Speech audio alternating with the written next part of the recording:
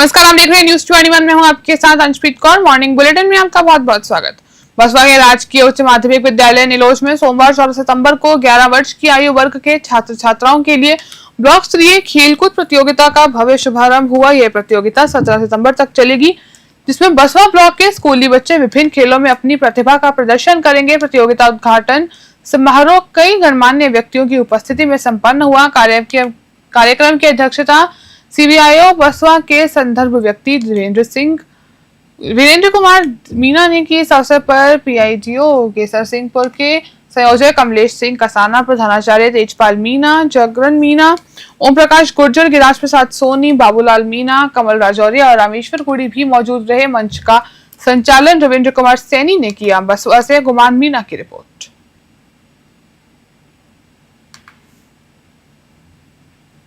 पोखरण दलित अधिकार अभियान कमेटी के नवनियुक्त अध्यक्ष सुरेश नागौर ने हाल ही में मुख्यमंत्री भजनलाल शर्मा से जयपुर सहित उनके निवास पर शिष्टाचार भेंट की। इस दौरान मुख्यमंत्री ने नागौर को अध्यक्ष बनाने पर बधाई दी और खटिक समाज के हितों के लिए मिलकर काम करने का आश्वासन दिया। मुलाकात में नागौर के साथ खटिक समाज का एक प्रतिनिधिमंडल भी मौजूद था। प्रतिनिधिमंडल ने मुख्यमंत्री से समाज के विकास से जुड़े विभिन्न मुद्दों पर सार्थक चर्चा की। उन्होंने राज्य सरकार द्वारा सामाजिक उत्थान के लिए उठाए गए कदमों, चलाई जा रही कल्याणकारी योजनाएं और बजट घोषणाओं की सराहना की। प्रतिनिधिमंडल ने मुख्यमंत्री से समाज को मुख्य धारा से जोड़ने और शिक्षा, रोजगार तथा सामाजिक विकास से जुड़ी पहलों को गति देने का आग्रह किया। पोखरण से भूपेंद्र राणा की रिपोर्ट। सोदत में रविवार को मुख्यमंत्री द्वारा राज्य स्तरीय उत्कृष्ट सेवा सम्मान से सम्मानित किए गए कृषि निदेशक राजेश कुमार चौहान ने सम्मान में एक स्नेह मिला समारोह आयोजित किया गया। यह कार्यक्रम दवे फार्म हाउस पर हुआ, जिसमें विभिन्न सामाजिक और राजनीतिक हस्तियां मौजूद थी।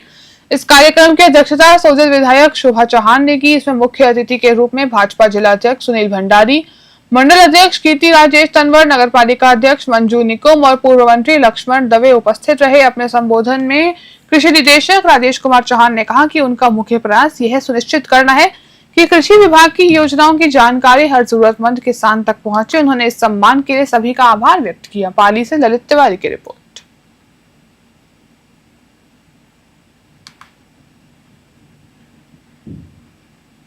टोला भीम के गुड़ा चंद्रजीव कस्बे के पास स्थित गांव पाल में रविवार को एक दुखद घटना घटी। पानी के एनीकट में डूबने से 2 युवकों की मौत हो गई। दोनों युवक नहाने के लिए एनीकट में गए थे, जहां वे गहरे पानी में चले गए। मृतकों की पहचान पाल निवासी अवधेश बैरवा पुत्र विजय बैरवा और प्रिंस पुत्र महेश बैरवा के रूप में हुई है। जब वे एनीकट में नहा रहे थे तब वे गहरे पानी में चले गए और डूब गए। आसपास मौजूद पशुपालकों ने उन्हें डूबते हुए देखा, परंतु गांव में सूचना दी। ग्रामीणों ने पहुंचने पर पहले से ही दोनों युवक गहरे पानी में डूब चुके थे। घटना की खबर फैलते ही सैकड़ों ग्रामीण निकट पर जमा हो गए। ग्रामीणों ने करीब 1 घंटे की कड़ी मशक्कत के बाद दोनों युवकों को पानी से बाहर निकाला। अचेत अवस्था में दोनों को तुरंत तौसा अस्पताल ले जाया गया, जहाँ चिकित्सकों ने उन्हें मृत घोषित कर दिया। एक ही गाँव के 2 युवकों की अचानक मौत से पूरे गांव में शोक की लहर दौड़ गई। मृतक युवकों के परिजनों में कोहराम मच गया और गांव में किसी के घर चूल्हा नहीं जला। टोडा भीम से भगवान जांगड़ की रिपोर्ट।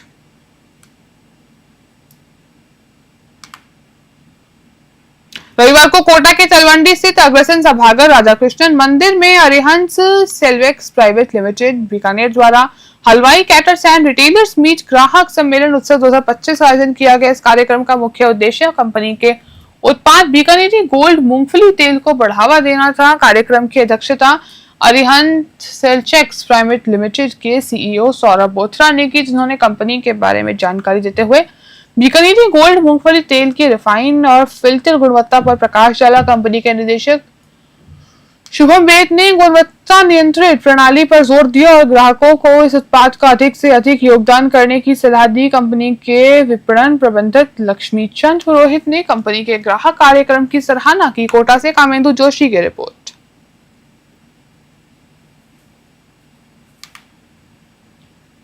राष्ट्रीय हिंदी दिवस के अवसर पर उपखंड नारायणपुर की ग्राम पंचायत गढ़ी मामोड़ में हिंदी भाषा के महत्व को उजागर करने के लिए विभिन्न प्रतियोगिताओं का आयोजन किया गया। यह कार्यक्रम गांव की ग्रामीण चौपाल पर धूमधाम से मनाया गया, जिसमें बच्चों, बुजुर्गों, युवाओं और जनप्रतिनिधियों ने बढ़ चढ़कर भाग लिया। आयोजन में हिंदी के महत्व पर प्रकाश डालने के लिए हिंदी लेखन, निबंध प्रतियोगिता, कविता पाठ और भाषण जैसी विभिन्न प्रतियोगिताएं आयोजित की गई। कार्यक्रम में भूतपूर्व अध्यापक बद्री प्रसाद सैनी, पूर्व उप प्रधान माता दीन गुर्जर, अध्यापक बनवारी लाल सैनी और लक्ष्मीकांत सैनी, चिकित्सा विभाग से कैलाश चंद सैनी, समाज सेवी बंबू सैनी और सुखराम सैनी सहित कई गणमान्य उपस्थित थे। विद्यार्थियों में आंचल टीकरीक, गैरव सैनी और भावेश सैनी की प्रस्तुतियां विशेष रूप से सराहनीय रही। वहीं प्रतिभा ने दर्शकों का मन मोह लिया। कार्यक्रम के अंत में प्रतियोगिता में प्रथम, द्वितीय और तृतीय स्थान प्राप्त करने वाले विद्यार्थियों को स्मृति चिन्ह देकर पुरस्कृत किया गया। नारायणपुर से भरत कुमार शर्मा की रिपोर्ट।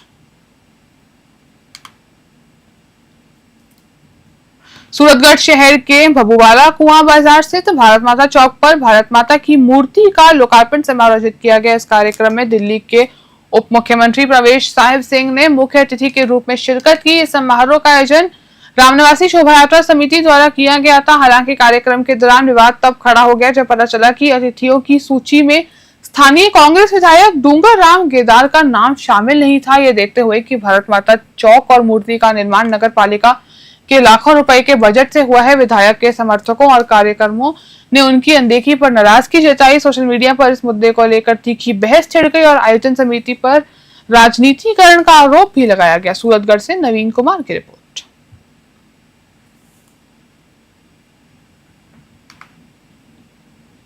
टोंक जिले में सोमवार को कांस्टेबल भर्ती परीक्षा शांतिपूर्ण ढंग से संपन्न हुई। यह परीक्षा जिला मुख्यालय पर 17 और निवाई में 2 केंद्रों पर आयोजित की गई। एसपी राजेश मीणा ने बताया कि 2 पारियों में हुई इस परीक्षा में करीब 70% परीक्षार्थी उपस्थित रहे, जबकि 30% अनुपस्थित थे। परीक्षा की पहली पारी सुबह 10 बजे और दूसरी पारी दोपहर 3 बजे शुरू हुई। इस दौरान किसी भी तरह की अनुचित गतिविधि को रोकने के लिए केंद्र पर गहन निगरानी रखी गई। परीक्षार्थियों की कड़ी जांच के बाद ही प्रवेश दिया गया। इस दौरान कोई भी डमी या मुन्ना भाई परीक्षार्थी नहीं पकड़ा गया। हालांकि परीक्षा समाप्त होने के बाद बस स्टैंड पर परीक्षार्थियों को काफी दिक्कतों का सामना करना पड़ा। बसों की कमी और अव्यवस्था के चलते भीड़ इतनी बढ़ गई कि पुलिस को स्थिति नियंत्रण करने के लिए लाठियां तक चलानी पड़ी। इस दौरान महिला परीक्षार्थियों को भी काफी परेशानी हुई। टॉक से ब्रिजेश परडवाल की रिपोर्ट। नाम बताओ आपका। अंतिमा मीना। आज आपने पेपर दिया है, क्या उम्मीद रखी है, किस तरह का, कितनी मेहनत की है? मेहनत तो की है, पर मतलब बढ़िया ही था। पेपर भी लेवल भी सही था, मतलब ज़्यादा हार्ड भी नहीं था। पर अब कट ऑफ के ऊपर है, कितना जाएगा कितना नहीं जाए, वो बढ़िया गया था। पर एग्जाम क्या उम्मीद रखती हैं आप अपनी लाइफ से? हाँ, आ सकता है मतलब कुछ। आज टोंक जिले में भी परीक्षा थी, पुलिस मुख्यालय के द्वारा कराई जा रही है एग्जाम में, और इसमें 19 सेंटर थे। सभी पे पुलिस जाब्ता लगाए और पूरे जो सेंटर्स है उसके अंदर उसके बाहर सभी जगह सुरक्षा व्यवस्था के पर्याप्त की गई। बस स्टैंड, रोडवेज की जगह पे सभी जगह जाब्ता लगाया गया और लगभग 65 से 70% के बीच में उपस्थिति रही। किस तरह से तलाशी और उनकी जो जांच पड़ताल थी वो किया गया ताकि कोई भी फेक जो अभ्यर्थी है वो शामिल नहीं हो? नकलचियों को लेकर किस तरह की निगरानी रही? पूरी पुलिस मुख्यालय के निर्देशानुसार जो भी गाइडलाइंस थी उसको फॉलो किया गया। पूरे दोनों पारियों में लगातार आप फील्ड में रहे, इस दौरान जो परीक्षा केंद्र थे वहाँ की व्यवस्थाएं कैसी थी? बिल्कुल माकूल व्यवस्था थी, जैसे समय की सारणी दे रखी थी उसके अनुसार सभी प्रक्रियाएं पूरी की गई। मॉर्निंग बुलेटिन में फिलहाल के लिए इतना ही। आप देखते रहिए न्यूज़ 21।